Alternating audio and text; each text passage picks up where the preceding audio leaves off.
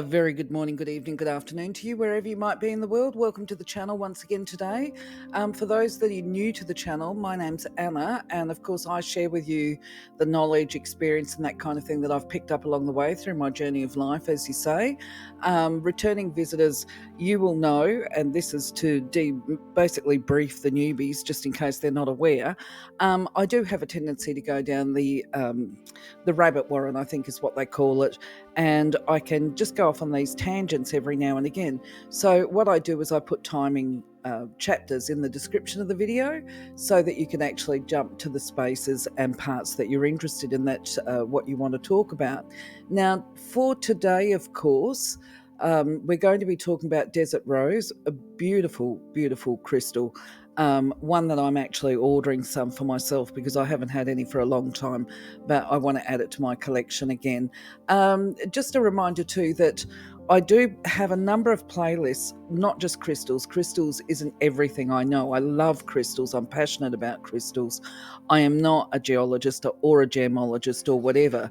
I just have had experience through them. I used to retail them in the past, and this is why I'm now building my collection again, because I allowed it to become depleted. But because I'm actually sharing the information that I picked up along the way, I'm now buying crystals again and testing them out so that I can share current information with you where possible. Anyway, without further ado, let's jump right in and start talking about Desert Rose. The first thing to be aware of course, is that when we talk about Desert Rose, we're talking about a crystal that grows in, well, all over the world, really. And the actual shape of the flower or the rose takes different forms depending on the location that it's been formed in, basically. Oh dear, I hope Toby's going to be good today. If you're new to the channel, Toby is my dog, and sometimes he gets a little bit carried away. I've got wooden floorboards and he's got a number of squeaky toys, but it sounds like he's about to get busy, but we will just push on through and I'll try and ignore him.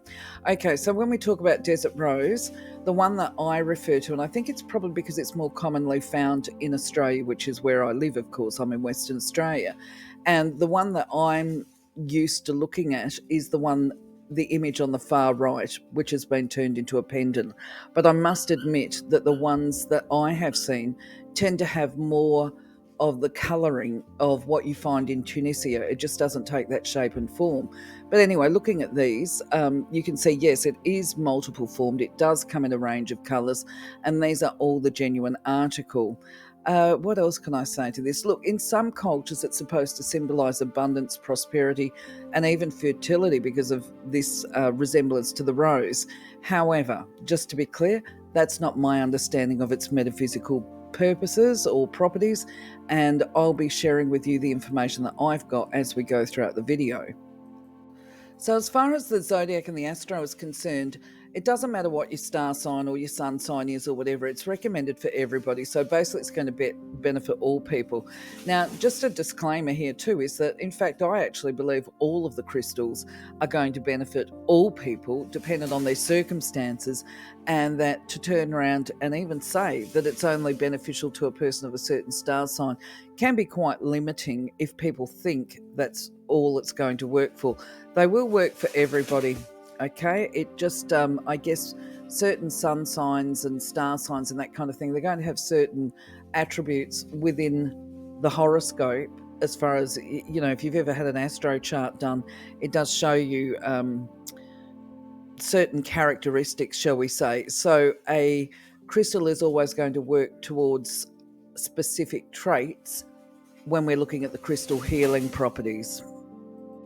So from a metaphysical overview perspective, and I do go into it in bigger details if you want to jump ahead, if that's your thing, but from an overview perspective, Desert Rose is an empowerer. It's an empowering stone, and it inspires personal and spiritual growth, supports connecting to the divine, supports dream recall and being able to interpret and understand your dreams.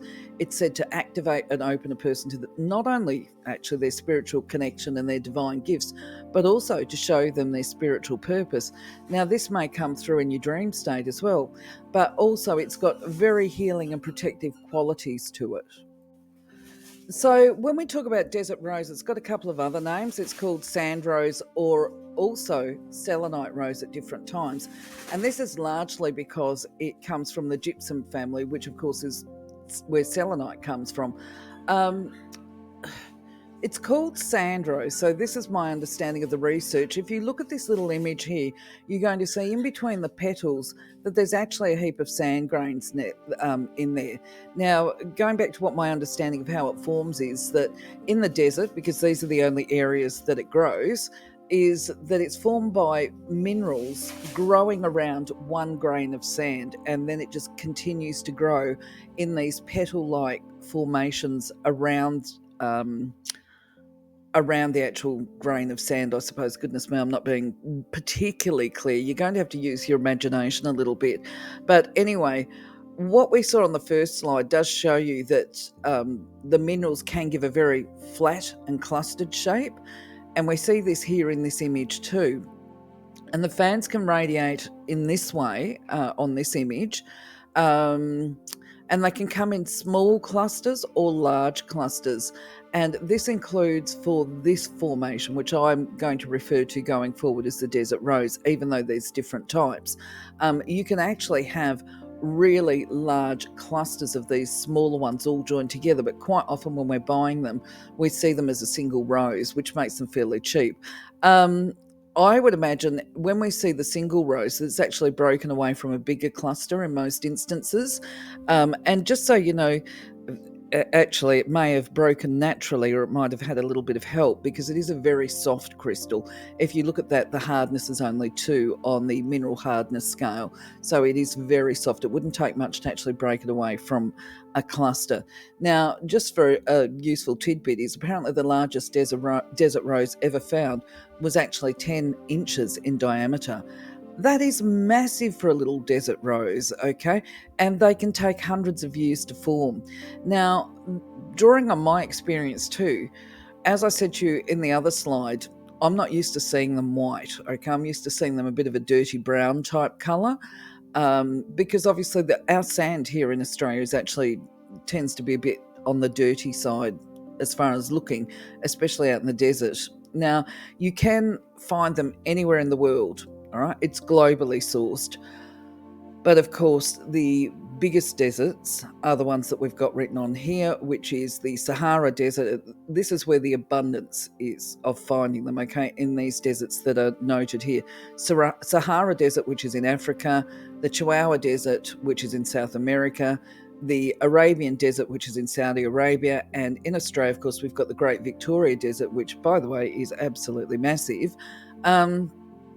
And of course, this is where, when you look to buy, and we'll be giving buying tips later, that's when this location stuff is going to have more importance for you. Now, while it's said to have different colourings, from white to pale yellow or even brown, there is an acknowledgement in the literature, if you like, that some of them can have a bit of a reddish brown tinge to them, and this is because they've got more iron oxides in the mineral makeup. And I would say the ones that we have in Australia, the ones that I have seen, can sometimes have a little bit of a reddish brown tinge to them, maybe even a bit pinkish, but they certainly appear to be that browny, grey type colour. They're not, look, occasionally I will see them this creamy type colour that we've got on the image, but most of the time I tend to see them a brownish type colour.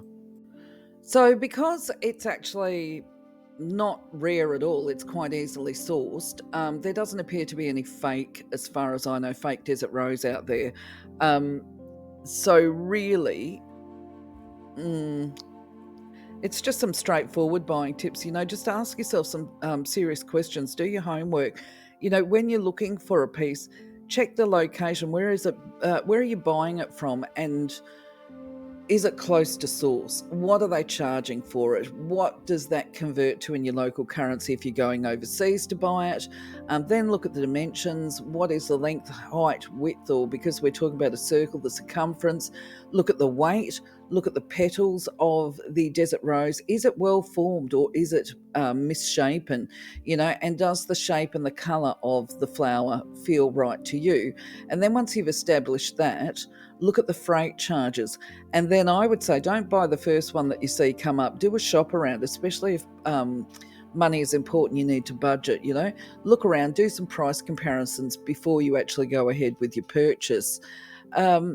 That's if you're buying online. But if you're lucky enough to actually be able to purchase locally and go to a supplier, definitely hold it in your hand. The best way to select a crystal is to hold it in your hand, take a look at it, and see if it feels right, okay? Because realistically, when I'm saying take a look at the crystal formation, the reality is that when we've actually got a crystal in our hand and we're looking at it, as I do, I might put one in my hand and look at it and think, oh, yeah, that one feels really nice, but it's got a broken petal or something like that. It's got some kind of flaw to it that doesn't make it, or what would you say, an A grade crystal. It might be a third grade as far as looks and formation of the crystal goes. But when we get one of the perfect ones and put that in our hand, it just might not feel as right. So I might decide when I'm in a store to actually buy the flawed one, even if I'm paying the same price for the better grade one, shall we say, the higher grade, from a collector perspective. And that's all down to what feels right. Now, of course, this is your buyer discernment, but this is one of the reasons why I prefer to buy in-store than online. Now, just some other tips for you. The image that we've got on the top left, that's what a cluster looks like. While I'm not showing you the whole image because of copyright, this person is holding a cluster of desert rose in their hand, and the one that is beneath it is what I expect a desert rose to look like, with a little bit more browny grey type colour to it, of course. And this is because if you look at that one, the lower left one, you can actually see the grains of sands in there. I mean, it might be difficult because you're looking at a photo and you're looking at the computer screen, whereas if you go over to the image on the right that's got the cord through it, to me that one looks like something's not right with it. And it could be the angle of the photograph, or it could simply be that it's been cleansed and bleached and all of that kind of stuff to make it super pretty for the potential buyer. But and that might be the case, but at the same time, to me, it actually looks a bit plastic. So if it is genuine, they've destroyed it with processing before they're selling it. Just my opinion, of course. Some people might like that. I'm also interested if anybody has bought one like this necklace here, because that's what the image on the right is. They've drilled through it and they've run some cord through it so that you can wear it around your neck.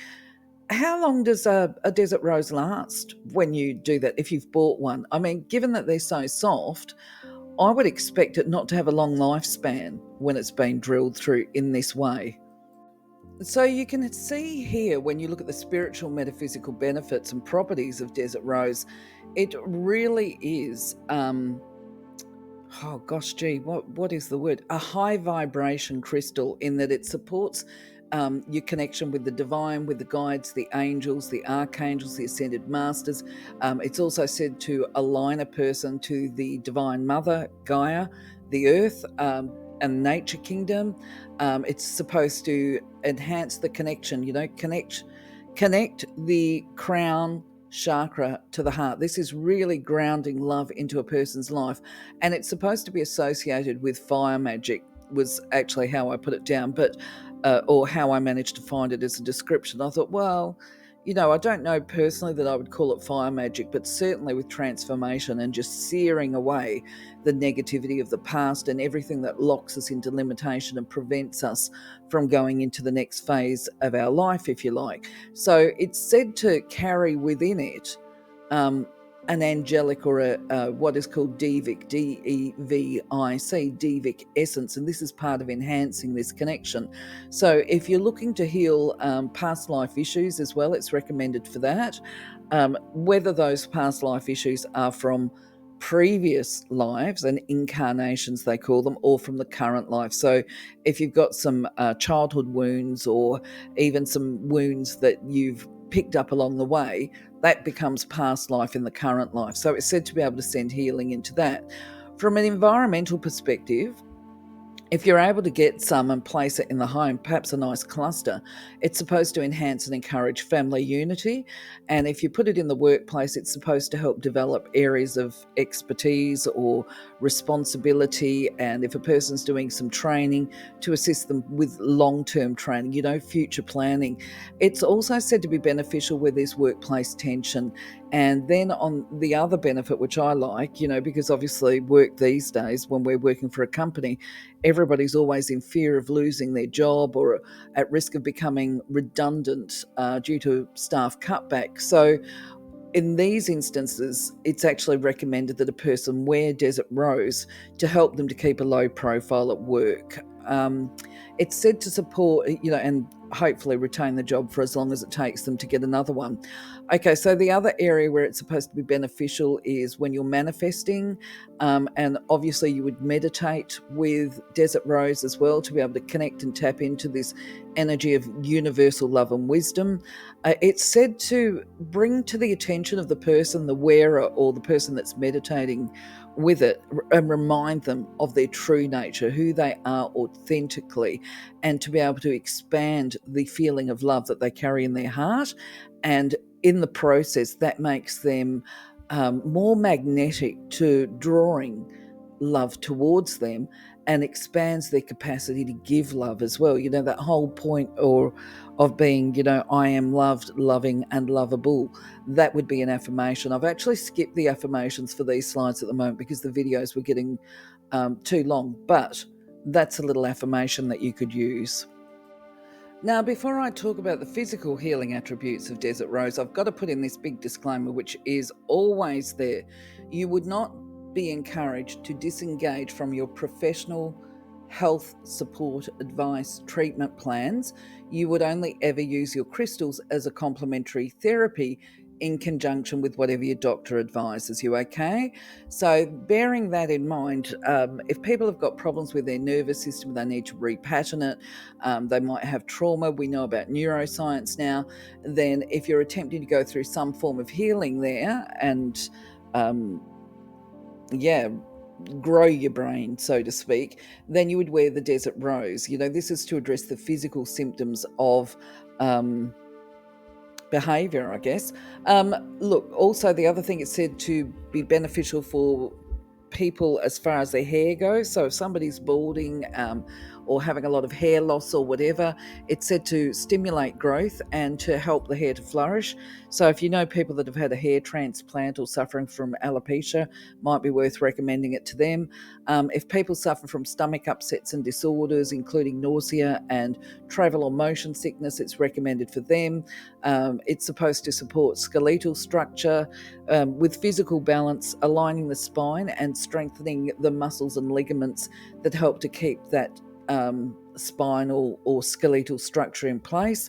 It's also recommended for people that have got respiratory system problems. They could have difficulty breathing. I immediately think of asthma when I think of that particular advice, because the recommendation is that you place a desert rose on your chest while you focus on your breath and breathing. Now, of course, once again, you do that in conjunction with your normal medical treatment, okay? Those people that have suffered from exhaustion and fatigue, and this could be the chronic fatigue, may benefit by feeling revitalized and energized, because this is supposed to be one of the properties as well. It's also supposed to be beneficial for people with skin conditions and infections, and even skin viruses such as warts, because apparently it's got antiviral properties as well. So that's when we talk about antiviral properties with crystals. Just to be clear about this, I believe, this is my understanding, that it promotes recovery. It speeds up the recovery from a virus, but in some instances, crystals are said, and I believe this is the case with desert rose, to actually protect you against getting viruses. Shame we couldn't all access a piece of desert rose during COVID. So it's when you look at the emotional properties combined with the spiritual properties that you actually start to see why desert rose is considered to be such a high vibration crystal. This is also to do with the care properties, but we'll talk about those in a little while. So basically, it's said to activate and unlock the heart chakra, and this is the means by which a person develops and expands upon their capacity to give and receive love. Where there is mental issues or mental health issues and mood disorders, it's said to stabilize the moods. It's said to really alleviate any of this extreme distress that people can experience. So how would we sort of phrase that one? Okay, so if people are suffering from anxiety, depression, phobias, and panic attacks, especially those people with claustrophobia, it's believed they will benefit from wearing or using meditating with the desert rose. Now, if a person is grieving, and experiencing a deep loss, and this can just be relationship breakdown, but where it becomes all consuming and distressing, once again, Desert Rose is said to be able to assist a person to get that emotional balance and regulation back within themselves internally. Now, those people, as you would be aware if you're a survivor of an abusive relationship, excuse me while I swallow, quite often what happens within these relationships is their sense of self is so ground down, they're so minimized, so marginalized throughout this process that they lose all sense of identity and value. So the idea is that when we work with Desert Rose, it helps to bring back this self of value. It lends itself to understanding this heightened awareness of, because there are choices involved, and quite often people that have survived, certainly through adult abusive relationships, they may have been in a situation of domestic violence. If they had capacity to choose and leave, then they question why they've stayed in it for longer. I mean, obviously, if the abuse occurred when you were a young child, there was no way out. So it's a matter of healing, becoming aware, and self-forgiveness, accepting self for who and what they are. And even if they made the choice to stay in an unhealthy relationship, to understand that they did it because of X, Y, and Z. So there is this capacity to have empathy, understanding. It brings awareness to the situation, self, and the way we've made our choices and decisions. And it supports a commitment to self, a commitment to care, to nurture self and be loving to self going forwards. Because at the end of the day, it starts with self, doesn't it? Change begins with us, and this includes seeing ourselves as loving and lovable. Now, the other benefits of Desert Rose is actually it increases assertiveness, and I guess lends itself to assisting a person to become comfortable in putting in place healthy boundaries. And it's especially recommended for those people with children. So if you're a parent or a parental caregiver, even of an adult child, but when we do caregiving, obviously, even if they're adults, if they've got impaired decision making and emotional and intellectual disability, it can actually be really hard work on the caregivers because they will often overlook their own health and psychological needs as well as part of caring for that person. But it teaches, I guess, how to assert those boundaries in loving and healthy way, to negotiate it so that the person that we're caring for still feels supported, but at the same time we're caring for ourselves as well. Now, it's also recommended for people who are managers and leaders, and this is particularly, I would say, in the human service organisations, to allow their decision making to be remaining heart-centred so that they're still caring. But whether you're in a human service organisation or not, is the bottom line is that as a manager, it's going to at least benefit your personal interactions and communication skills and lend itself to having reasonable expectations of your team. Now, if you're a student or if you're not, it's said to benefit there as well. So it's said to activate the scholar within and open up the crown chakra. Well, this has got a number of benefits, okay? When we're activating the scholar, this is where we're no longer just accepting, well, this is the way it is. You've been told X and Y, the sun's blue, the sun's grey, the grass grows, whatever. It is about asking the questions and expanding the pool of information and knowledge. So we have to, I guess, know how to ask the questions that pertain to our lives and then how to be able to incorporate that new knowledge into our physical existence. It becomes part of walking the path. But within let's say, a learning environment such as a school or a university, it's said to stimulate the intellect, which enhances the capacity of the mind to process the information. Now, if focus and concentration is difficult for you, and that includes even if you're meditating, it's said to help reduce mind chatter and to declutter the thoughts. Now, when we can declutter our thoughts, this really lends itself to the clarity of vision. We can see the problem, we can identify it, we've got the processing happening. And when we've identified the problem, we don't just go, oh, we've got a problem. We then actively look for solutions. So it becomes solution finding, and there is an enhanced decision making that follows. I forgot to mention, for people that are studying, doing formal studies or whatever, it's also believed to support memory retention.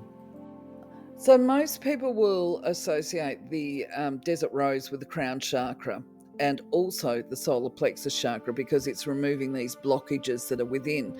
But I think when we see that a crystal aligns the chakra bodies or aligns the spine, we're actually looking at a crystal that works with all of the chakras.